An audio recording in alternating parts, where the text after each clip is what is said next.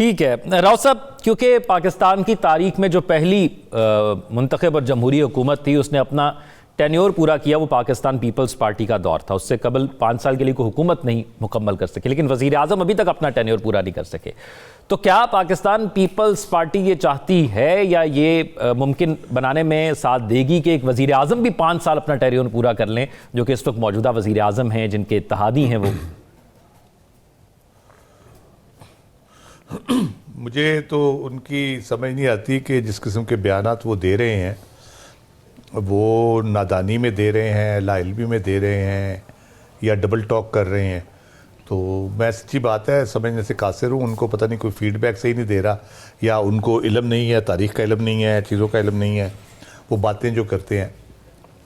तो मौजूदा हुकूमत के बारे में तो उन्होंने फार्म 47 का ताना भी दे दिया अब तो जमहूरियत के चैम्पियन हैं, जमहूरियत के दावेदार हैं। तो जब उनको ये इल्म है कि ये नुमाइंदा हुकूमत नहीं है, तो उसके साथ बैठे क्यों हैं? और जैसे नजम साहब ने कहा आइनी ओहदे लिए हुए हैं बहुत इंपॉर्टेंट, वो क्यों लिए हैं? गवर्नर क्यों रखे हुए हैं? बलूचिस्तान की गवर्नमेंट क्यों ली हुई है? सिंध में क्यों बैठे हैं? तो वो फिर करें ना। चले सिंध में तो उनके क्या रिप्रेजेंटेटिव गवर्नमेंट है जी, हम तो 45 वाले। तो ये मुझे लगता है सिर्फ बयानबाजी है ये। और दूसरा, जहाँ तक 5 साल पूरे कराने की बात है, तो ये सिर्फ भुट्टो साहब की हिम्मत थी, वो कर गए, बाकी तो किसी वज़ीर आज़म के इख्तियार में नहीं है। तो 5 साल पूरे करने के बाद वो फिर कहाँ गए, ये भी सोचने की बात है कि वो फिर तख्तादार पे लटक गए, शहीद हुए। तो ये भी एक अंजाम होता है 5 साल पूरे करने का। अल्लाह ना करे किसी और के साथ ऐसा हो, और होना भी नहीं चाहिए पाकिस्तान में। तो मैं बुनियादी तौर पे सबसे बड़ी जमहूरियत की दाई जमात होने के नाते उनको ये एहसास दिलाना चाहता हूँ, जब वो दूसरों पे उंगली उठाते हैं तो थोड़ा सा अपने पीपल्स पार्टी के गिरेबान में भी झांक लें। किस किस ने डीलें की अमेरिका के साथ, कैसे कैसे वो डीलें हुई, किस तरह से 2007 में मोहतरमा शहीद बेनज़ीर भुट्टो की वापसी हुई, वो सारी चीज़ें जहन में रखा करें। उसके बाद ये ताने दिया करें। और एक मुझे बहुत अफसोस होता है, सारे सियासतदानों पे होता है, कि वो एक दूसरे को मुल्क दुश्मन साबित करने पे लगे रहते हैं। इमरान खान के हवाले से और मिसाइल प्रोग्राम को और इसराइल की जोड़ के तकोन जो बनाने की कोशिश की है उन्होंने, कि जी इमरान खान के हक़ में वो लोग बयान दे रहे हैं जो हमारे मिसाइल के ख़िलाफ़ दे रहे हैं, और ये वो लोग हैं जो इसराइल के हक़ में बयान दिया करते हैं।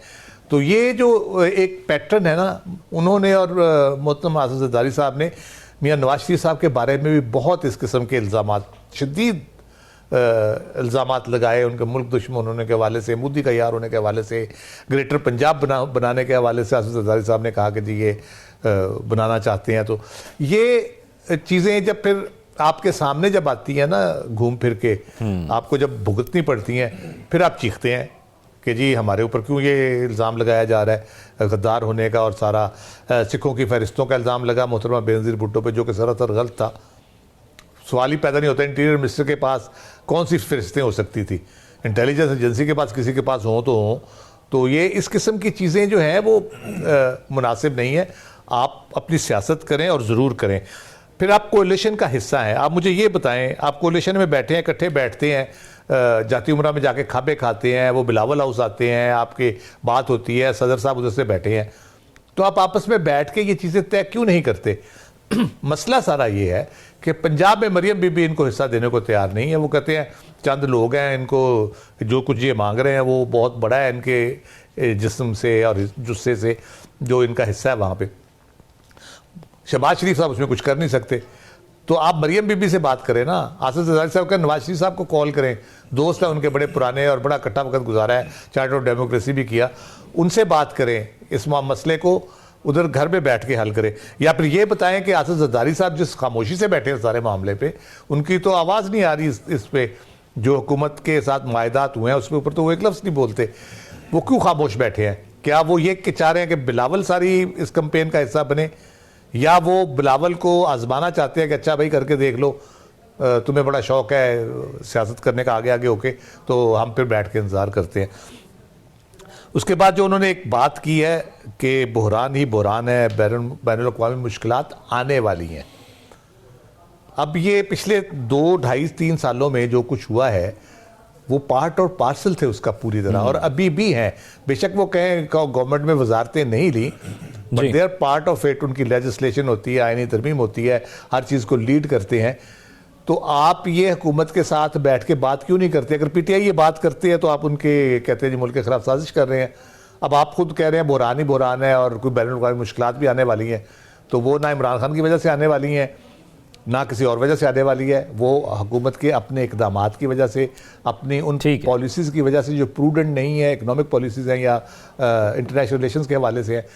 तो मेरा ख्याल है कि अपनी चारपाई के नीचे डांग ज़रा फेर लें तो ज़्यादा सूरत हाल बेहतर हो जाएगी, ताकि आपको अंदाज़ा हो कि किसी और को इल्ज़ाम देने की बजाय आप बैठें हुकूमत के साथ और ये मसाइल को हल करें। और राव साहब, ये अब मामलात हमने कल भी इसको थोड़ा डिस्कस किया था, आज ज़रा इसको डिटेल से डिस्कस कर लेते हैं कि हम हमेशा से ये कोशिश कर रहे हैं कि अमन कायम हो जाए, टेबल पर बात हो जाए, जो हमारे मुतालबात हैं वो उनको सुने, उसके मुताबिक अमल दरामद करें, लेकिन ये ऐसा हो नहीं पा रहा। तो फिर हमने एक एक्शन लिया और एक्शन पर अफगानिस्तान का भी एक रिएक्शन आया, लेकिन ये कार्रवाइयाँ नहीं रुक पाई।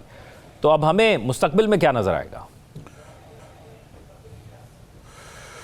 देखिए, अब अमन से ज़्यादा हम दहशत गर्दी के ख़ात्मे और दहशत गर्दों के ख़ात्मे के लिए कोशिशें कर रहे हैं और हम दहाइयों से इस काम पे लगे हुए हैं और बड़ा सक्सेसफुली हमने उनको एड्रेस भी किया है।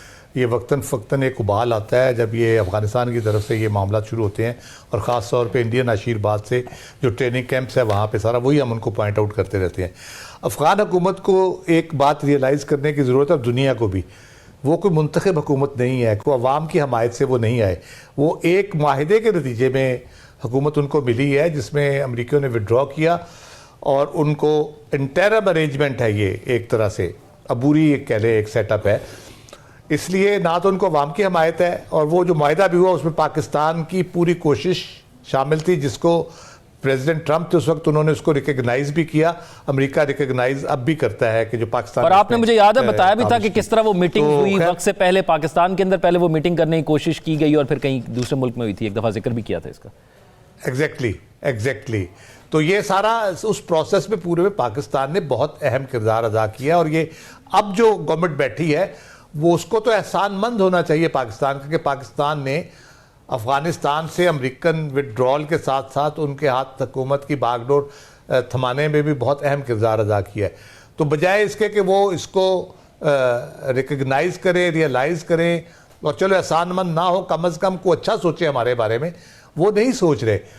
या तो वो ये कहें कि काबुल से बाहर उनका कोई इख्तियार नहीं है, बाकी उनके कंट्रोल में नहीं है, ठीक है, तो फिर तो हम जस्टिफाइड है। हम जो कर रहे हैं वहाँ से, जो हमारे टीटीपी वाले जो बैठे हैं, हमारे लोग बैठ के वहाँ से जो गड़बड़ फैला रहे हैं यहाँ पे, उन पे हम हमला करने में भी हक बजानिब है। और अगर उनका कंट्रोल है तो फिर ये वाक़यात कैसे होते हैं, जैसे आज जो आपने अभी जिक्र किया कि उनकी पोस्टों से आके, जो उनकी रेगुलर पोस्ट है उससे आके फायरिंग की जा रही है। इसका मतलब है वो रेगुलर पोस्ट पे तो उनके अफगान हुकूमत के लोग होने चाहिए और उनके सिपाही या जो भी हैं वो होने चाहिए, फोर्सेस वहाँ पे। तो ये खारजी आके वहाँ पे कैसे फायरिंग कर लेते हैं? तो इसका मतलब ये कहीं ना कहीं को बदनीयती शामिल है। रूस को बड़ी खुशगुमानी है कि अफगानिस्तान दहशतगर्दी के खिलाफ जंग में बड़ा अच्छा साथी साबित होगा, लेकिन जो ये सूरत हाल है, जो वहाँ पे तरबियती कैंप है, जिस किस्म के काम वहाँ से हो रहे हैं, जिस किस्म की दहशतगर्दी फैलाई जा रही है, ख़ासतौर पर पाकिस्तान के खिलाफ जिस किस्म के काम किए जा रहे हैं, तो ये अफगानिस्तान के लिए भी और अफगानिस्तान की हुकूमत के लिए बहुत बड़ा चैलेंज है। और अल्टीमेटली वो दोबारा से उस जगह पे जा रहे हैं जहाँ पे वो आज से 10-15 साल पहले थे, जब वो उनको दहशतगर्द करार दिया गया था। इसी गवर्नमेंट के जितने करता धरता है, और ये इनके ब्लैक लिस्ट थे, ट्रैवल नहीं कर सकते थे, इनको ढूंढ ढूंढ के इनके हेड बनी रखी हुई थी इनकी सबकी, तो वो उस तरफ जाने की कोशिश दोबारा से कर रहे हैं। ये उनको रियलाइजेशन नहीं है कि इस दफ़ा पहले की तरह नहीं होगा कि आप ये सारा कुछ करेंगे और फिर उसके बाद आप वहाँ पे पहाड़ों पे छुप के लड़ते रहेंगे और उसके बाद फिर आप फिर दोबारा से हुकूमत में आ जाएंगे और फिर वही काम शुरू कर देंगे। तो बेहतर यही है, खित्ते के लिए भी बेहतर है, खित्ते के अमन के लिए भी सबसे बेहतर यही है कि वो बिहेव करे। पाकिस्तान बड़े अच्छे तरीके से उनके साथ पेश आया है और आ रहा है, और पाकिस्तान एक काबिल एतमाद दोस्त रहा है हमेशा से। इसको ज़ाया ना करें और इसको बेहतर करने की सूरत हाल को कोशिश करें। नजमुल साकिब साहब, एक तो ये मामला है जो ये राव साहब बता रहे थे कि वहाँ से किस किस्म के इक़दामात होते हैं। एक मामला जो हम पहले